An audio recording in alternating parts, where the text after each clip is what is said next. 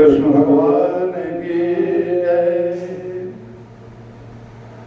भगवान श्री कृष्ण बता रहे हैं अर्जुन को कि ज्ञान निष्ठ पुरुष पराभक्ति, पराभक्ति यानी कि ज्ञान लक्षणा भक्ति एक गौड़ी भक्ति होती है। गौड़ी भक्ति में ज्ञान का समावेश कम रहता है, यानी कि नाम मात्र का होता है। तो गौड़ी भक्ति से ये ऊपर की भक्ति है जिसको बोलते हैं पराभक्ति। पराभक्ति किसे कहा जाता है कि जिसमें ज्ञान लक्षणा भक्ति हो जाए, उसमें ज्ञान से परिपूर्ण भक्ति हो जाए, वो पराभक्ति को प्राप्त कर लेता है ज्ञानी। और पराभक्ति और ज्ञानमयी चेतना के द्वारा ज्ञानी परमात्मा के यथार्थ स्वरूप को जान लेता है। अब परमात्मा के यथार्थ स्वरूप को जानने की बात यहां पर आ रही है। देखिए, इसमें थोड़ा सा एक और भाव में चले हम लोग तो ज्ञान योगी की अद्वैतात्मक ज्ञान लक्षणा पराभक्ति कर्म योगी की द्वैतात्मक द्वैत भक्ति से पृथक होती है। एक अद्वैत भक्ति, एक द्वैत भक्ति। अद्वैत ज्ञान से परिपूर्ण होता है, द्वैत भक्ति से परिपूर्ण माना गया है। तो द्वैत में ही गौड़ी भक्ति भी पाई जाती है। और उसकी चरम अवस्था, भक्ति की जब चरम अवस्था होती है तो पराभक्ति में आ जाती है, जो ज्ञान से परिपूर्ण हो जाती है। तो कहते हैं कि कर्म योगी का द्वैत भगवान और मैं दो है। भक्त और भगवान दोनों को बना लेता है। ये इसमें क्या होता है कि भक्त और भगवान दो को बना कर चलते हैं। और भगवान स्वामी है और मैं दास हूं। ये भी अंततो गत्वा अद्वैत बता रहे हैं कि यह अद्वैत में भी प्रवेश कर जाता है। कैसे कि भगवान और भक्त का अभेद अथवा एक हो जाना इसमें सिद्ध हो जाता है। इसमें ऐसी अवस्था आती है कि वो उसमें भेद नहीं होता। वो भगवान का दास जो है भगवान का रूप बन जाता है। ये उच्च कोटि की अवस्था है। भगवान के समान वो भक्ति कैसे उसके एकता में समाहित हो गई कि भगवान का जो तत्व ज्ञान है ये उसके अंदर पूर्ण रूप से उतर जाता है उसके जीवन में। और कहते हैं कि ज्ञानी ज्ञान द्वारा परमात्मा के साथ एक अद्वित्य की अनुभूति करने लगता है, एकता को अनुभूति करने लगता है। उसमें भक्त और भगवान में भेद नहीं रह जाता। तो कहते हैं कि भागवत भक्त प्रेमी अथवा प्रेमास्पद की एकता रसपूर्ण अद्वित्य का अनुभव कराता है। रसपूर्ण अद्वित्य का अनुभव कराता है। उसमें एक रस में आनंद का रस उसमें समाहित हो जाता है भक्त में, और दोनों एक में हो जाता है, एक रूप हो जाता है। तो कहते हैं कि वह भाव लक्षणा भक्ति कहलाती है। वह भाव लक्षणा भक्ति में क्या आता है? भाव लक्षणा, भाव से परिपूर्ण हो गया। और ज्ञान लक्षणा भक्ति चतुर्थ भक्ति कही गई है।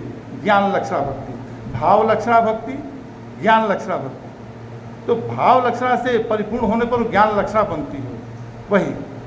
तो ज्ञान होने पर फिर द्वैत नहीं रहता। ज्ञाते द्वैतम न विद्यते, ऐसा बताया गया है। तो ज्ञान होने पर द्वैत नहीं रहता। आगे बोलते हैं, कहते हैं कि परमात्मा निर्गुण निराकार होकर भी, देखिए परमात्मा का दो स्वरूप माना गया है, एक निर्गुण और एक सगुण। लेकिन जो चरम अवस्था पर पहुंच जाते हैं तो उनमें निर्गुण और सगुण में कोई भेद नहीं रहता है। भेद नीचे में ही रहता है, भेद अज्ञानता में ही रहता है। जैसे कि एक सिक्के के दो पहलू होते हैं, उसी तरह से भक्ति और ज्ञान दोनों एक सिक्के के पहलू बन जाते हैं। इसमें सगुण और निर्गुण, सगुण भगवान और निर्गुण भगवान, ये दोनों को एक में अभी बता रहे हैं। क्या बता रहे हैं? ध्यान दीजिए, बहुत मैटर, गहरा मैटर है, क्योंकि ज्ञान योग का मैटर है, ज्ञानी का मैटर है।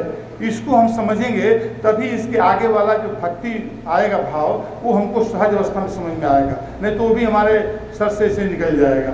तो कह रहे हैं कि परमात्मा निर्गुण निराकार होकर भी सगुण निराकार या सगुण साकार है। सगुण निराकार और सगुण साकार है। वही मायोपाधि मुक्त परमात्मा, मायोपाधि युक्त ईश्वर परमेश्वर है। देखिए, मायोपाधि मुक्त ब्रह्म रूप में, वो माया से, उपाधि से मुक्त है, वो ब्रह्म रूप में है। और वही माया उपाधि से युक्त जब हो जाता है, उसके साथ हो जाता है, तो ईश्वर परमेश्वर है तथा निर्विशेष और सविशेष है। ये निर्विशेष सविशेष बन जाता है। तो पराभक्ति से पूर्ण ज्ञान एवं यथार्थ अनुभव प्राप्त हो जाता है। परमात्मा का जो निराकार रूप है वो अखंड है, अद्वितीय है, चैतन्य के रस है और आनंद के रस है। इसमें जो है रस का समावेश है। तो परमात्मा का तत्व ज्ञान और परमात्मा के स्वरूप का यथार्थ ज्ञान प्राप्त करके ब्रह्मनिष्ठ पुरुष परमात्मा में प्रवेश कर जाता है। हम दोनों पक्ष चले, हम दोनों को साथ जब नहीं लेकर चलेंगे तो हमारी पूर्णता नहीं है। कहते हैं कि ज्ञान के बिना भक्ति अंधी होती है, बोला गया है। ज्ञान के बिना भक्ति अंधी होती है और भक्ति के बिना ज्ञान लंगड़ा होता है। तो लंगड़ा है, तो ये दोनों का मिलन होने से ही अपंगता खत्म होती है। यानी कि वो भक्त जो है परमात्मा के पात्र बन जाता है। तो कहते हैं कि परमात्मा के साथ अभिन्न हो जाता है वो। और जैसे प्रज्वलित अग्नि में प्रक्षिप्त ईंधन अग्नि हो जाती है, जो डाला जाता है उसके अंदर हवन किया जाता है। भगवान ने गीता में यह अनेक स्थलों पर तथा अनेक प्रकार से स्पष्ट किया है कि यद्यपि भगवान को प्राप्त होने के अनेक मार्ग हैं। देखिए, भगवान को प्राप्त होने के अनेक मार्ग हैं, तथापि भगवत प्राप्ति की अवस्था का स्वरूप एक है। भगवत प्राप्ति की अवस्था का स्वरूप एक है, मार्ग अनेक हैं।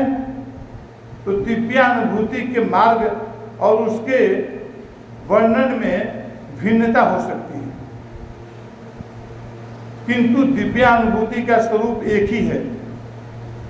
ज्ञान योगी की ज्ञान लक्षणा भक्ति और कर्म योगी की भाव लक्षणा भक्ति का गंतव्य एक ही होता है।